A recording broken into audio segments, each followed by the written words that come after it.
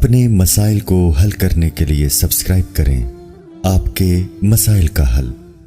حسان محمد خان کراچی سے پوچھتے ہیں، مفتی صاحب کیا اہل حدیث کے پیچھے نماز پڑھنا ٹھیک ہے؟ دیکھیں، نماز تو اہل حدیث کے پیچھے ٹھیک ہے، لیکن اپنی اختیار سے اہل حدیث کو امام بنانا ٹھیک ہے یا نہیں، یہ مسئلہ ذرا سمجھ لیں۔ اہل حدیث کی دو قسمیں، there are two types of اہل حدیث۔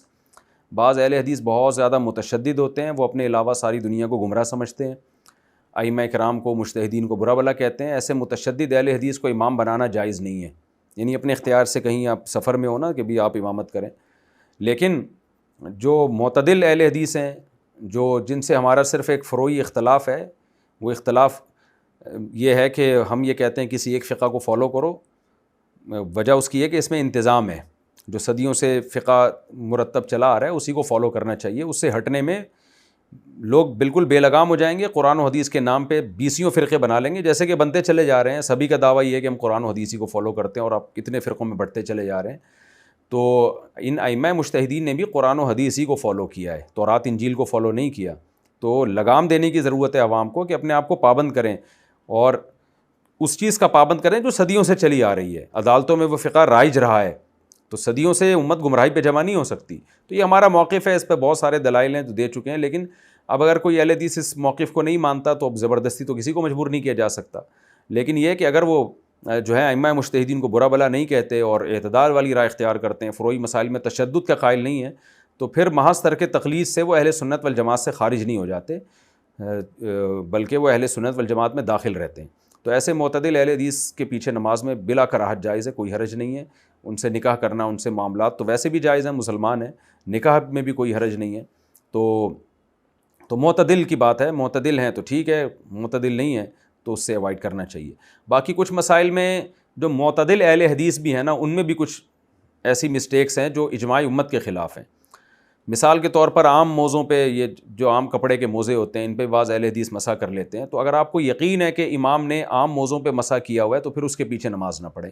اور اہل حدیث عالم کو بھی چاہیے کہ بھئی آپ کی اگر رائے یہ ہے کہ عام موضوعوں پہ مسح ہوتا ہے تو آپ اپنی رائے دوسروں پہ مسلط نہ کریں۔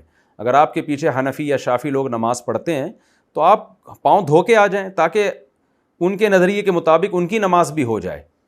تو یہ کیوں ہے کہ آپ نے جس چیز کو بس مان لیا تو آپ کے خیال میں وہی صحیح ہے، باقی سب غلط ہیں؟ یہ ایسا نہیں ہوتا۔ ہمارے یہاں بعض اہل حدیث اتنے متشدد ہیں نا کہ وہ کہتے ہیں دیکھو جوربین کے بارے میں جب حدیث میں آ گیا تو ہم حدیث کو لیتے ہیں۔ او بھائی، جوربین کے بارے میں جو حدیث ہے وہ جورب تو ہے، لیکن وہ جورب خفین کے معنی میں بھی آتا ہے۔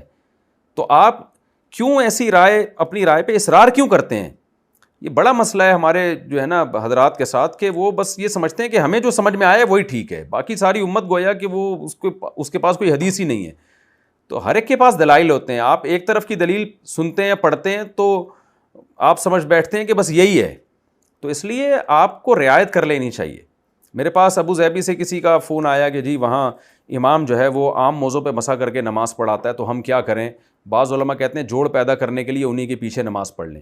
میں نے کہا امام کو چاہیے جوڑ پیدا کرنے کے لیے وہ پاؤں دھو کے نماز پڑھا لے۔ جب انفرادی اپنے نماز پڑھنی ہے پھر جو مرضی کرے، لیکن جب جماعت سے نماز پڑھا رہا ہے اور اس کے پیچھے زیادہ تر حنفی لوگ ہیں تو اس کو چاہیے کہ جوڑ پیدا کرنے کے لیے پاؤں دھو لے۔ کوئی اہل حدیث کے ہاں یہ تو نہیں ہے نا کہ موضوع پہ مسح کرنا فرض ہے، پاؤں دھونا بھی تو جائز ہے نا۔ تو امام کو چاہیے وہ جوڑ پیدا کرنے کے لیے مقتدیوں کی رعایت کرے، نہ کہ مقتدیوں کو چاہیے کہ جی وہ ایک طرف اتنے سارے مقتدیوں اور وہ امام کے مسلک کو فالو کرنا شروع کر دیں۔ یہ ٹھیک نہیں ہے۔ تو اس لیے کسی اہل حدیث نے اگر عام موضوع پہ مسح کیا ہے تو پھر ان کے پیچھے، چاہے اہل حدیث ہو یا کوئی بھی ہو، تو اس کے پیچھے ہم نماز کو جائز نہیں سمجھتے، کیونکہ عام موضوع پہ مسح یہ بہت ہی کمزور رائے ہے، بہت ہی، اس پہ دلائل کیا ہے وہ میں بات کر چکا ہوں، ابھی میں اس کو ریپیٹ نہیں کروں گا۔ تو احتیاط کے کیوں قرآن نے پاؤں دھونے کا حکم دیا ہے، تو یہ پاؤں دھونے کا حکم قطعی اور متواتر ہے، اس کو کمزور دلیل کی بیس پہ چھوڑا نہیں جائے گا۔ ایسی دلیل جو یا تو صحیح نہیں ہے، صحیح ہے تو صریح نہیں ہے۔ تو جو روایتیں پاؤں دھونے کے خلاف ہے نا عام موضوع کے بارے میں، وہ یا تو صحیح نہیں ہے، صحیح ہے تو اپنے مدعا پہ صریح نہیں ہے۔ وہ صحیح کا مطلب وہ واضح نہیں ہے کہ عام موزے مراد ہیں۔ نبی صلی اللہ علیہ وسلم کے دور میں تو وہ موزے ہوتے تھے جو جوتوں کے بغیر استعمال ہوتے تھے، اس کو خفین کہا جاتا تھا، اور جورب کا لفظ خفین پر بھی صادق آتا ہے۔